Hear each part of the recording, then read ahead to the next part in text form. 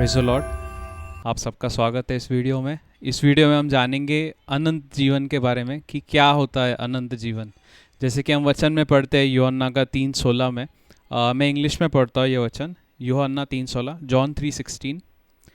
For God so loved the world that he gave his only begotten Son, that whoever believes in him should not perish but have everlasting life। Hindi में वचन कहता है कि परमेश्वर ने जगत से इतना प्रेम किया कि वो अपना इकलौता पुत्र दे दिया ताकि जो कोई भी उस पर विश्वास करे उसका नाश ना हो परंतु वो अनंत जीवन प्राप्त करे।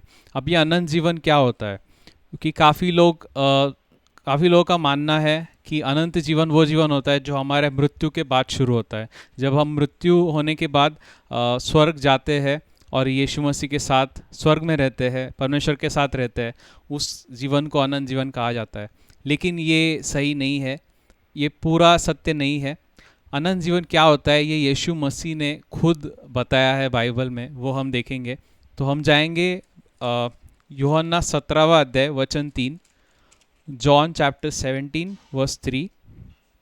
ये जो वचन है ये यीशु अपनी आखिरी प्रार्थना कर रहे हैं गत्सेमनी के बगीचे में। वहाँ पे जब यीशु मसीह प्रार्थना करते हैं, ये प्रार्थना उनके आखिरी समय में की जा रही है जब यीशु मसीह सबके लिए प्रार्थना कर रहे हैं, उनके चेलों के लिए प्रार्थना कर रहे हैं और उनके लिए प्रार्थना कर रहे हैं जो बाद में विश्वास करेंगे उनके स्वर्ग जाने के बाद, मतलब हम लोग।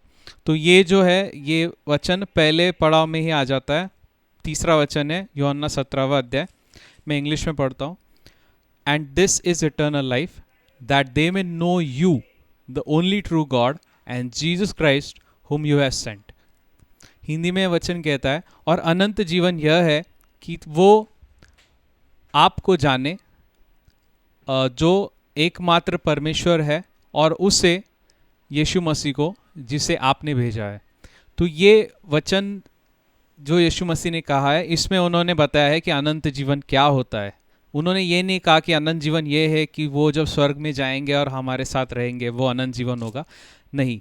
उन्होंने कहा कि अनंत जीवन यह है कि वो एकमात्र जीवित परमेश्वर को जाने और यीशु मसीह जिनको उन्होंने भेजा है उनको जाने। तो परमेश्वर और यीशु मसीह ये दोनों को जानना, इसे कहते हैं अनंत जीवन। तो इसका मतलब अगर आपने यीशु मसीह पे विश्वास किया है और आपने वचन पढ़ना शुरू किया है, प्रार्थना करना शुरू किया है, मसीह के साथ बात करना शुरू किया है, तो आपका अनंत जीवन शुरू हो चुका है। आपने मसीह को जानने की शुरुआत कर चुके हो आप। तो इसे कहते हैं अनंत जीवन। और ये जीवन प्राप्त कब किसको होता है? जो यीशु मसीह पे विश्वास करता है।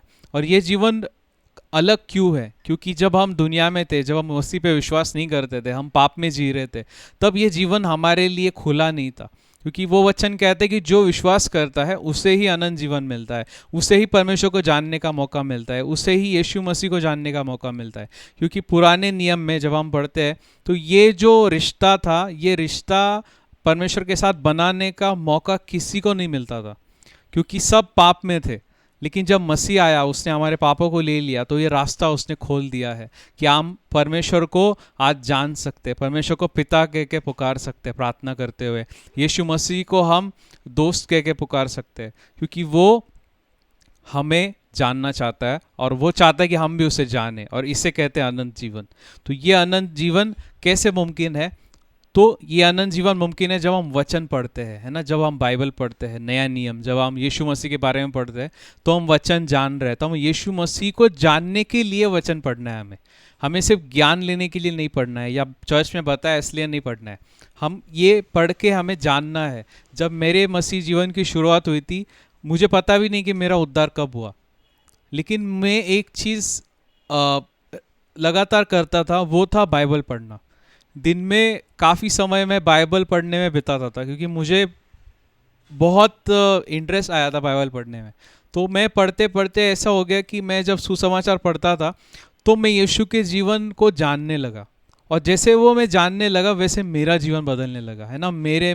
मुझ में यीशु के गुण आने लगे, है ना। मेरा हृदय भी यीशु की तरह बनने लगा। यही होता है जब आप वचन पढ़ना शुरू करते हो सही मनसा के साथ, सही माइंडसेट के साथ। और वो माइंडसेट ये होना चाहिए कि मुझे यीशु को जानना है, इसलिए मैं वचन पढ़ रहा हूँ। है ना। तो ये होता है अनंत जीवन, जब हम मसीह को जानने लगते हैं वचन के द्वारा।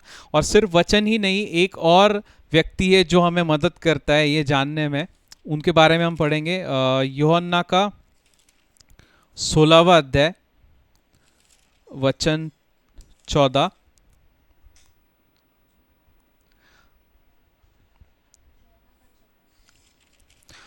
सॉरी, ये वचन है यूहन्ना का 14वां अध्याय वचन 26, जॉन 14 वर्स 26। इंग्लिश में पढ़ता हूँ। But the helper, the Holi spirit whom the Father will send in my name, he will teach you all things and bring to your remembrance all things that I said to you। ये वचन कह रहा है कि जो मददगार है ना, पवित्र आत्मा जिसका नाम है, उसे परमेश्वर पिता भेजेंगे यीशु मसीह के नाम से। वो क्या करेगा? वो हमें सारी बातें सिखाएगा, है ना। जो भी बाइबल में लिखा है, कि आप सिर्फ बाइबल पढ़ के हम सीख नहीं सकते, पवित्र आत्मा हमें सिखाता है, पवित्र आत्मा हमको चलाता है, पवित्र आत्मा आपको समझाता है इस वचन की बातें।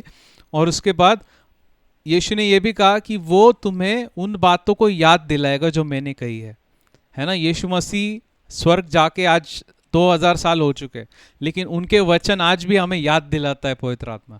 ये पवित्र आत्मा का काम है ना, इसलिए वो मददगार कहलाया जाता है। और एक वचन जो मैंने कहा था अभी, यूहन्ना 16वां अध्याय वचन 14, जॉन 16:14, ये कहता है कि वो मुझे महिमा देगा और जो भी मेरा है वो आपको प्रकट करेगा। मतलब जो भी यीशु मसीह का है, जो भी यीशु मसीह का जीवन है ना, जैसे कि हमने पिछले वीडियो में देखा कि हम हमारे पापों के लिए यीशु मसीह ने जान दे दी, और हमारे ऊपर जो दंड था उसने ले लिया, और उसकी जीवन पे जो आशीष था वो हमें दे दिया। उसका जो भी अधिकार था परमेश्वर का पुत्र होने के नाते, वो अधिकार उसने हमें दे दिया है। हम उसके साथ वारिस बन गए हैं। इसलिए वचन कहता है जो हमारा है, उस विरासत में जो कुछ हमारा है, वो पवित्र आत्मा हमें प्रकट करता है, पवित्र आत्मा हमें बताता है। तो ये होता है, ये सारी बातें आती है अनंत जीवन में।